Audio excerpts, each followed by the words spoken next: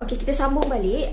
Dalam video sebelum ni kita dah tunjuk, okey, kita belajar sama-sama step by step untuk hasilkan mini draft pola untuk baju moden wanita bahagian hadapan. Dan video kali ini kita nak sambung untuk bahagian belakang pula. Sebabnya video dalam TikTok maximum duration adalah 10 minit sahaja. Jadi Abil terpaksa cut untuk bahagian hadapan. Kita dah tunjuk dah dalam video sebelum ni. So for those yang terlepas, untuk tonton video bahagian hadapan, you boleh check it out balik dekat TikTok able.tailoring. Dekat dalam tu kita dah tunjuk dah step by step untuk bahagian hadapan. So sekarang ni kita dah ready untuk buat pola bahagian belakang. Dan konsep untuk pola bahagian belakang ni lebih simple once you dah dapat kefahaman asas macam mana nak buat drawing untuk bahagian hadapan. So Abil akan linkkan video macam mana kita nak hasilkan draft pola untuk bahagian belakang. So pola belakang ni lebih simple. Once you dah faham macam mana untuk buat pola hadapan, it's very simple for you untuk buat pola belakang. So labuh yang sama, okay, 33 hadapan dan belakang labuh yang sama. Dan sisi baju you kena naikkan nilai yang sama lah, sebab kita akan jahit cantum bahagian tu. So kalau you kembangkan 2 inci dan naikkan 1 inci, macam tu juga dengan bahagian belakang. Bahagian punggung pun garisan yang sama dan juga nilai yang sama. So you boleh gariskan dekat situ. Next kita akan buat bahagian pinggang. Bahagian pinggang juga garisan yang sama, level. Okay, sama level dan nilai yang sama juga. Okay, bahagian dada ni berbeza sikit. Kalau hadapan kita ukur dari bahu ke dada, tapi untuk bahagian belakang kita akan turunkan 1 inci, bermaksud dia sama level dengan paras mercu. Okey, so kita gariskan. Okey, boleh nampak dekat situ. Then kita akan selesaikan bahagian bahu. So bahagian bahu dia sama level, hadapan dan belakang sama level dan nilai pun sama. Kita akan turunkan 1 inci dekat bahu tu. And now kita nak selesaikan bahagian lengkuk leher.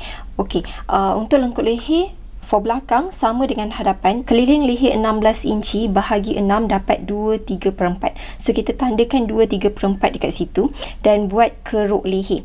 Okey, so keruk leher ni kita akan tambah dengan keruk leher hadapan dan pastikan nilai yang kita dapat tu adalah half daripada keliling leher. Contoh keliling leher kita 16, kita bahagi 2 dapat 8.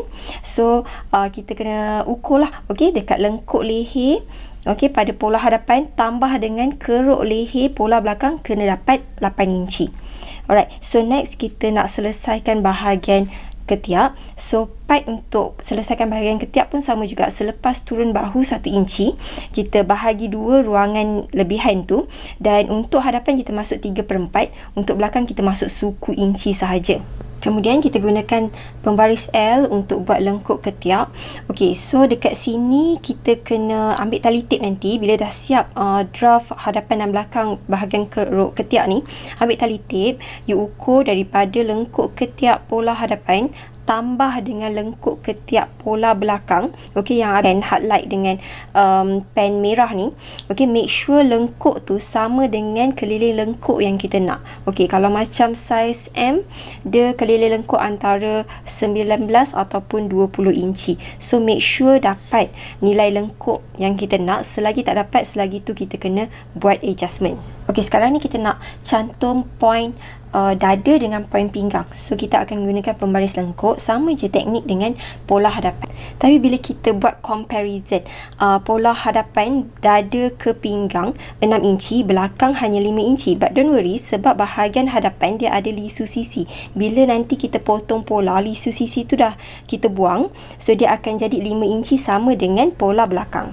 And now step di mana kita nak sambung point pada pinggang, punggung dan juga labuh baju. Tapi yang dekat sini teknik dia sama jugalah dengan hadapan. So kita masukkan sikit setengah inci dekat bahagian pinggang tu sebagai point initial. Lepas tu kita akan cantum gunakan pembaris lengkuk.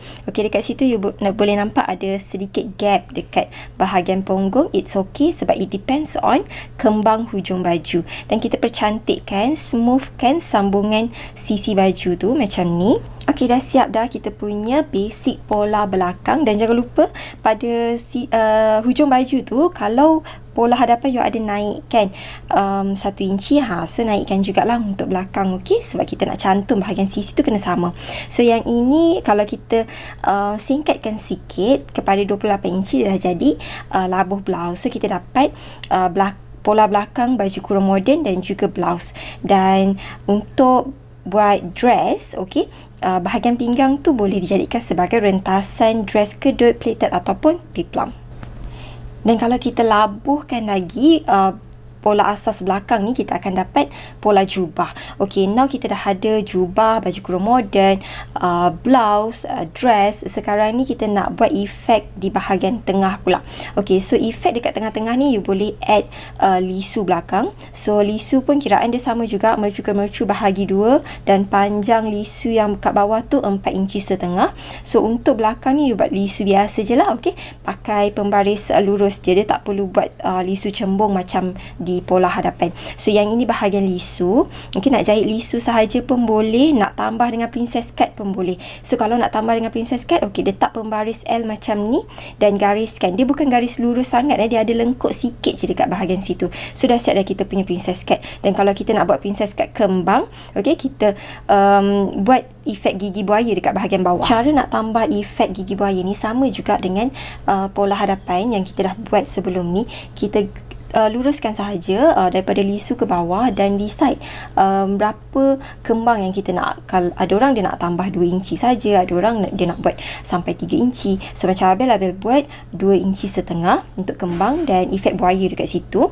Lepas tu colourkan lah. Okay, sebenarnya Abel colourkan ni sebab nak bagi you all nampak dia punya pemisahan antara bahagian kiri dan bahagian kanan, sebab nanti kita akan pisahkan pola tu. So dah siap dah kita punya efek gigi buaya. Yang dekat sini Abel kita nak buat untuk efek kebaya. Okay, hadapan tu Abel ada bagi tahu kita ada naikkan sikit dalam 3 inci ke atas untuk nilai collar kita, betul tak?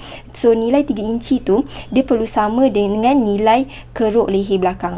Jadi kalau masa you nak buat pola untuk 3 inci tu, nak lebihkan sikit awal-awal pun boleh juga. Nanti bila dah buat keruk belakang, recheck balik nilai lengkuk belakang tu berapa inci, dia kena sama dengan tinggi collar untuk lipatan kelepet kebaya.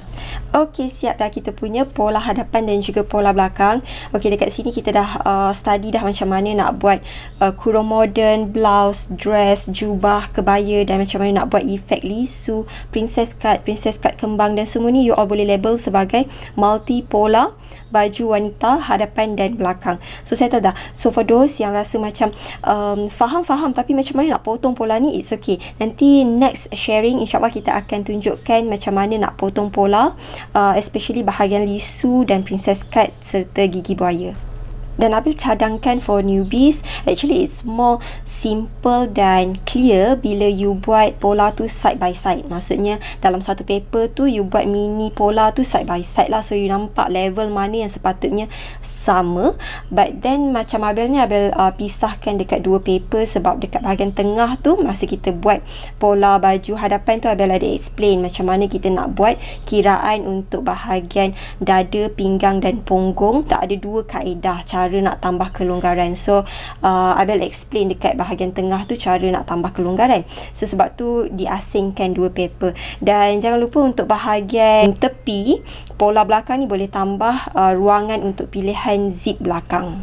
Okey, siap dah. So next sharing insyaAllah kita akan tunjukkan cara macam mana nak buat pola asas tangan. Okey, so kita dah settle dah untuk bahagian hadapan dan belakang. Untuk next coming video, okey, video yang seterusnya selepas ni kita nak tackle untuk bahagian tangan pula. So bahagian tangan ni Abel akan tunjukkan macam mana kita nak buat puff, daripada pola asas tangan macam mana kita nak buat puff, dan macam mana kita nak buat kiraan untuk bukaan hujung bukaan tangan untuk pelbagai design. So jangan lupa untuk follow kita for more tips and tutorial. Dan for those yang nak dapatkan pola untuk memudahkan kerja you, okey, tak payah pening-pening fikir pasal formula, boleh dapatkan pola, klik saja beg kuning dekat bawah ni. Okey, dekat TikTok ada beg kuning, terus boleh tengok kita punya contoh printed pola dan dapatkan pola. Nanti pola tu dah dapat, potong pola, terus boleh tekap atas